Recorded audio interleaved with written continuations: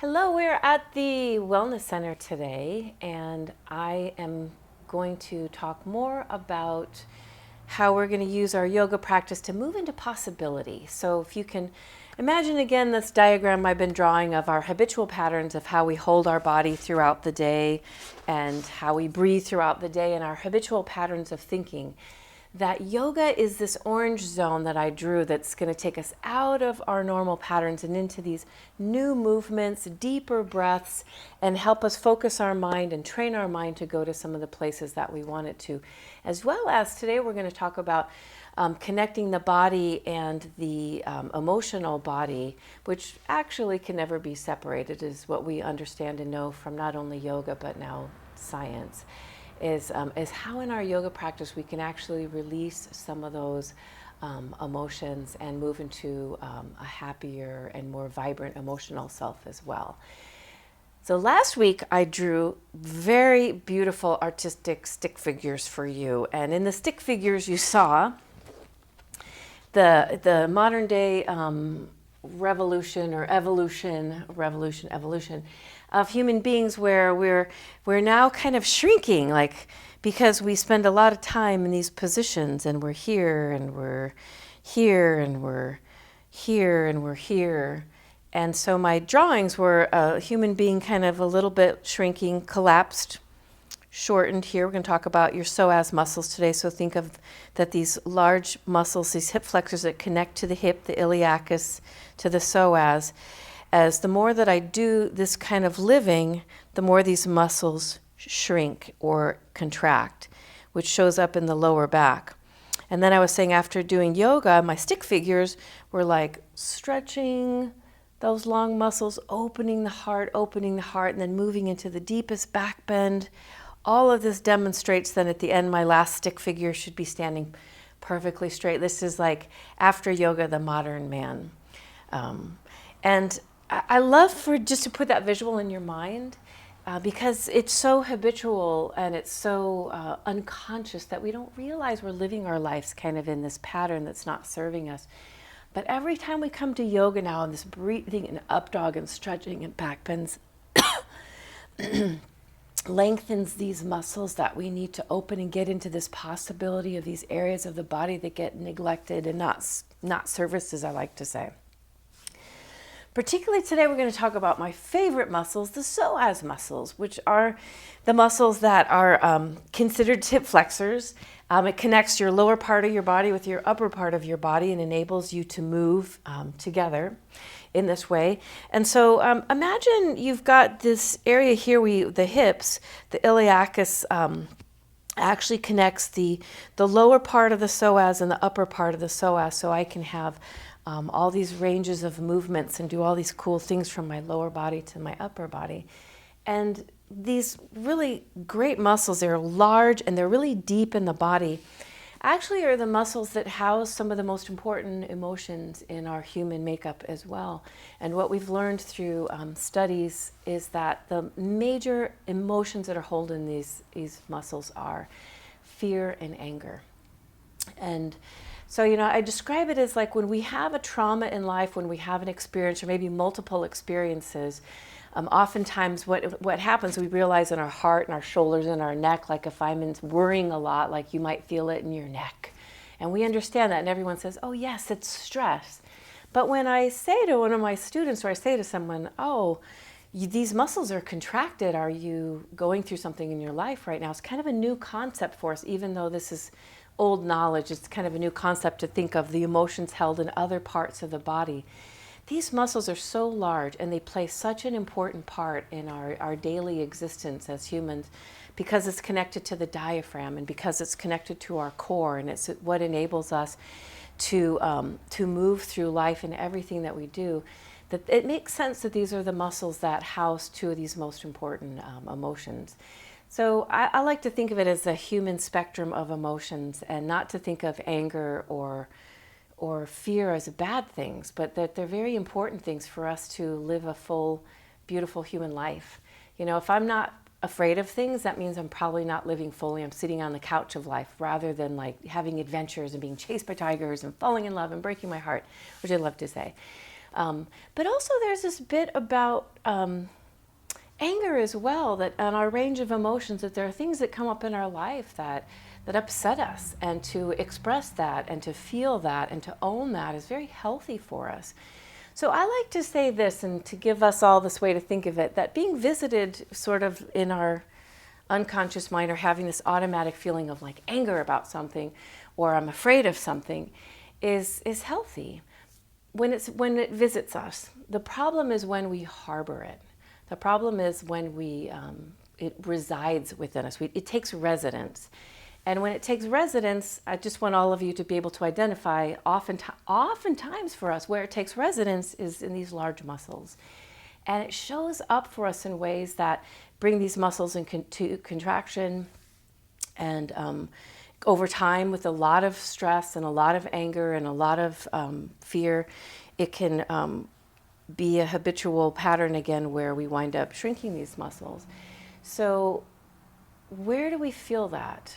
Tamara's behind the camera right now. So if I'm shrinking these muscles, either through habitual patterns that I hold my body, or habitual patterns in my thinking or subconscious mind, where do I feel that when these muscles are in contraction? Low back. The lower back. So, and we're reading a beautiful magazine right now that's featuring the psoas muscle, and they're saying a lot of back pain gets either misdiagnosed or undiagnosed when it's a psoas issue. Because for us, and I've demonstrated this in a lot of other YouTube and different conferences before, but when these muscles are shortened or in contraction, imagine this, where I take it is a band you're going to see in the picture through here. That's where I start to feel it. So it's that lower back pain because I can't get that full extension.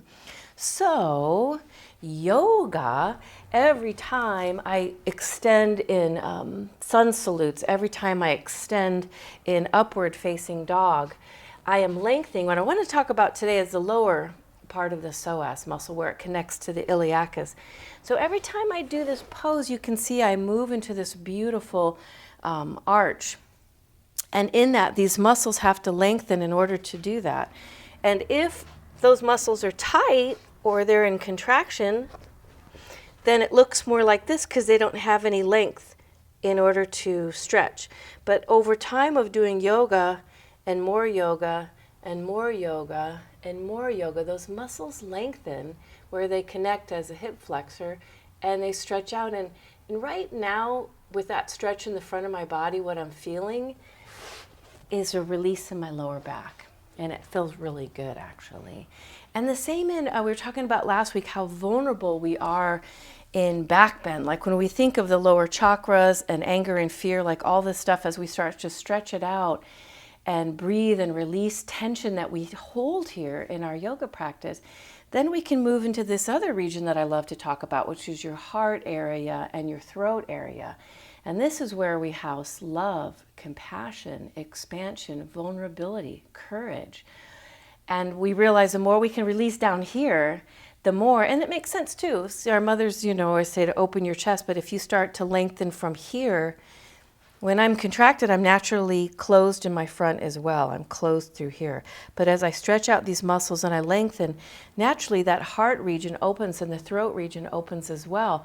So emotionally, the same thing is happening. As I'm able to release this anger and this fear and this stress, it moves up into these higher regions where I can open into my love and my compassion. So one of the great things about yoga is we don't have to come here and think about it like, oh, today I'm going to release my anger. Today I'm going to let go of that.